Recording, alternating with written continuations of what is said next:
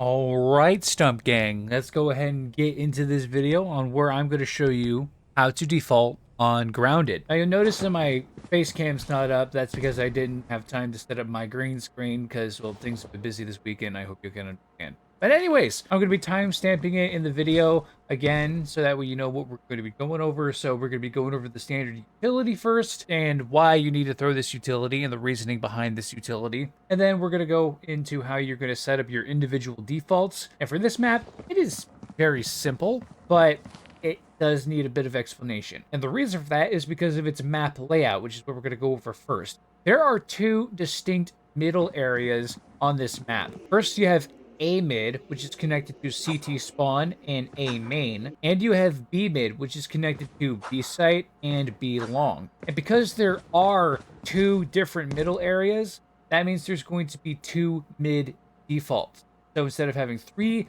standard defaults, there are four standard defaults. Don't worry, it is very simple, like I have said. Now let's get into the utility, starting with the B mid smoke.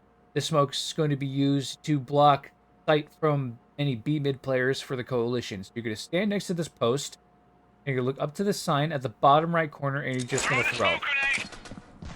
As you can see, the line of sight is completely blocked, and it is blocked all the way up to here. So yeah, they're going to have a hard time trying to push through if they aren't going to be using utility, but if they do use utility, then you'll know. All right, now we're going to have our A mid smoke flash combo. Flash first, then smoke. And this is a time smoke flash combo because the coalition gets to A mid at around 8 seconds and the breach are pushing up to the door at 9 seconds. So it's going to be a little tricky to throw this one. But it is similar to the B mid smoke. And all you need to do is stand next to this post, look at the bottom right of this sign here, and then you're going to run and throw the flash until this wall disappears from your vision. Something like this.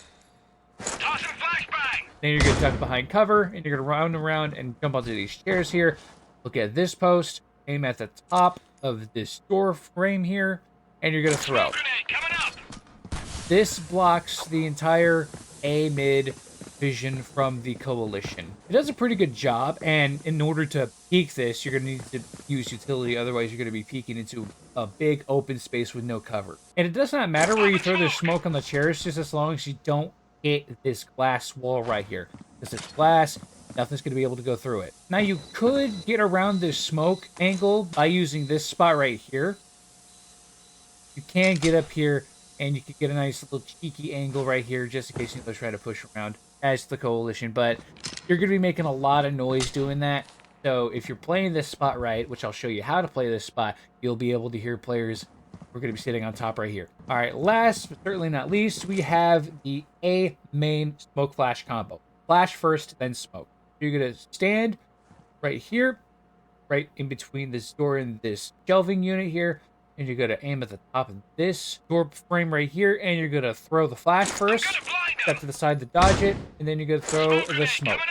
Now what this smoke is supposed to do is it's supposed to force the coalition to push behind these carts, hopefully getting their heads over this cart, trying to jump peek it to see if anyone's in storage, and then swinging this.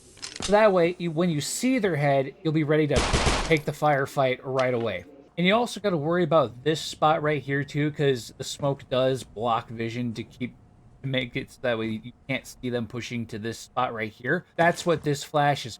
It's supposed to deter the coalition from pushing up any further, and then you throw the smoke, and then you take your position right here.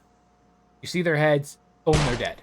All right, and that is all of the standard utility. All right, now it's time to set up your defaults. Now, one thing I want to point out before we get into that is that even though there are 4 different areas to default, it actually makes it easier because all you need is one person at each of these areas here, and you have one extra guy floating around to be able to take a position anywhere. So essentially, it's going to boil down to whichever place you're defaulting to, you're going to end up having one extra guy sitting with that player. First up, you're going to have your B long default. You're going to have 2 players B long, 1 player B mid, 1 player A mid, and 1 player going A site. Everyone's going to throw their default utility, and the main B site defaulter is going to stand right here, waiting for the coalition to push through.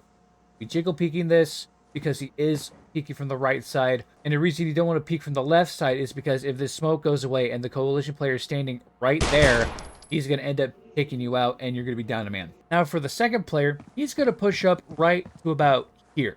That way, if the coalition does take this guy out, and they decide to push through, not checking this corner, he's going to be a welcome surprise for the coalition. All right, up next, we have the B mid defaults. You're going to have 1 going B site, 2 B mid, 1 A mid, and 1 A site. The main B mid default player is going to throw the smoke, and he's going to take up a position right here. His job is to listen for any players in B mid, whether they're shooting or throwing utility, does not matter. They're to sit right here and listen. And if they do push around through here, he's set up in a position where he can take them out pretty easily. And he also has that B long player come and create a crossfire. The second player, after the smoke is thrown, is going to push through, and he's going to take up a position over here somewhere. It does not matter. He is going to make sure that this guy does not push through. And he's the first line of defense for the main B-mid defaulter.